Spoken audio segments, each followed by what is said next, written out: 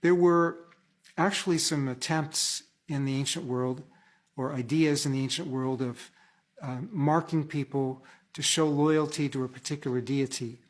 There's a story about this, a fictitious story in 3rd Maccabees, about Ptolemy IV Philopator, who branded Jews, or wanted to brand Jews, with an ivy leaf, which was the symbol of Dionysus. The background for this, though, is especially in the Old Testament.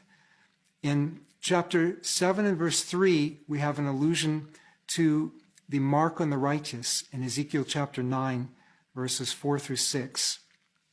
That's where God marks the righteous so they will be protected when the judgment comes. We have that in chapter 7. Now we have the contrast of that in chapter 13, the mark of the beast. You either have the mark of the lamb or you have the mark of the beast. And this mark was on the righteous to protect them. As we said before, you've got that in Psalms of Solomon 15. You have some other Old Testament allusions to things like that. God puts a mark on Cain to protect him. But in Psalms of Solomon 15, the difference is you have a mark on the righteous. You also have a mark on the wicked. And here we have a mark on the wicked.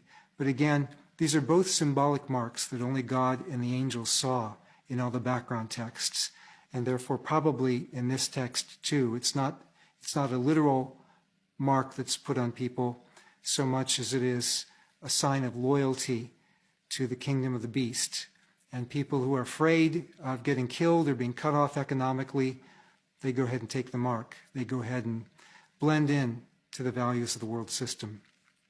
The number of the beast's name, well, what could that be? There have been various views through history. Luther thought it was the Pope. The Pope thought it was Luther. Some people today have said it's the 9-digit Social Security number. Mentioned in the introduction, how some people have joked that it was Barney the dinosaur.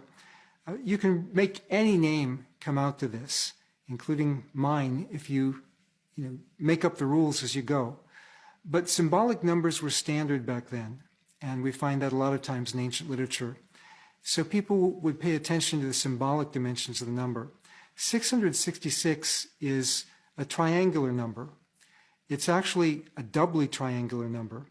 Now, the way you get triangular numbers, I used to play with this when I was 9. If you take square blocks, you want to keep it square, you have to have the same number on the bottom and on the side. So you've got 4, you've got 9 with a base of 3, and 3 on the side, and so on. Well, triangular numbers are what happens when you try to build it as a triangle instead of a square, an equilateral triangle.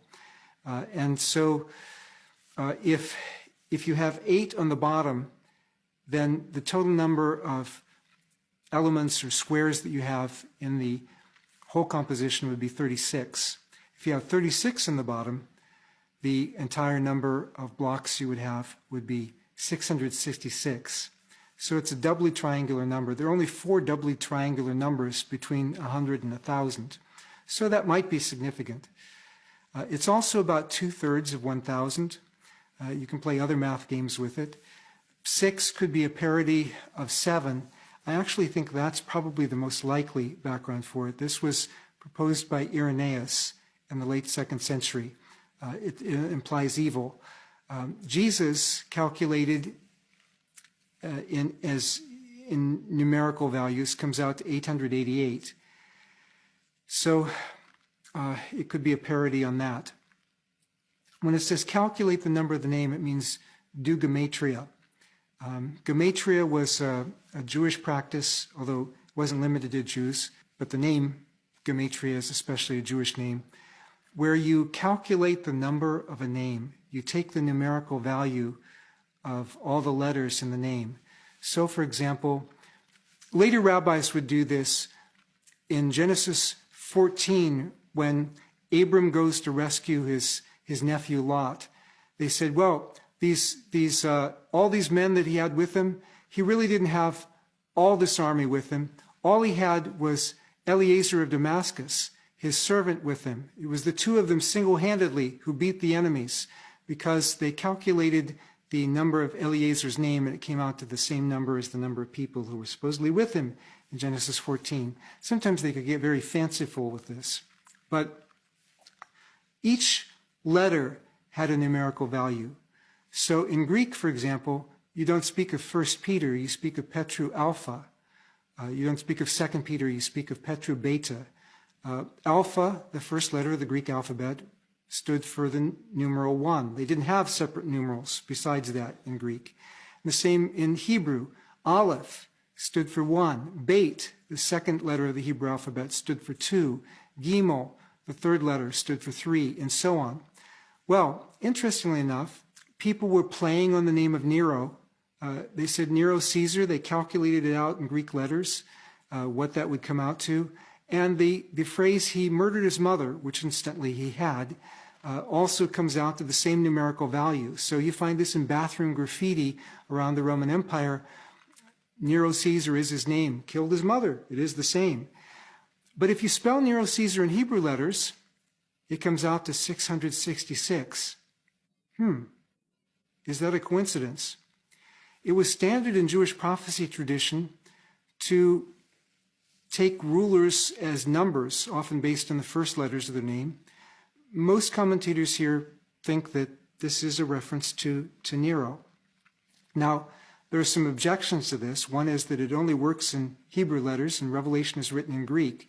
It's true, but Revelation also presupposes the knowledge of some Hebrew wordplays, like with Abaddon in chapter 9 and verse 11, or with Harmageddon in 16:16.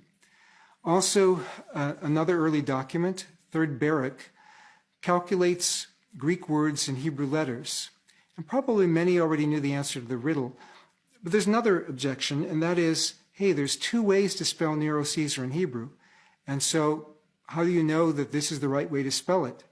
Well, yeah, the other way to spell it is found in later rabbinic documents where Nero Caesar comes out to 616 instead of 666.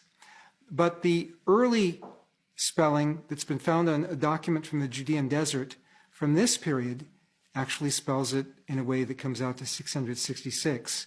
And interestingly enough, in a later period when scribes were copying the book of Revelation, some wrote it down not as 666, but as 616, as if they knew the answer to the riddle, but thought it was misspelled or miscalculated. Something else is of interest, and it may suggest a double wordplay in his name, just like you have with the phrase mother killer in Greek. Beast is therion in Greek, but if you spell that Greek word in Hebrew letters, the numerical value is 666.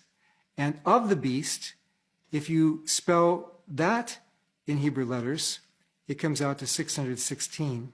But something more important theologically than the exact meaning of the number of the name is this. Chapter 13, the final closing paragraph, talks about those who receive the mark of the beast. But chapter 14, and there were no chapter breaks in the original, immediately opens up with speaking about the 144,000 with the Lamb on Mount Zion, and what was written on them was the name of the Lamb. There's a contrast between the glorious fate of God's martyrs and the damned who took the mark. And the point is, you've got to serve somebody. Choose this day whom you will serve, the beast or the Lamb.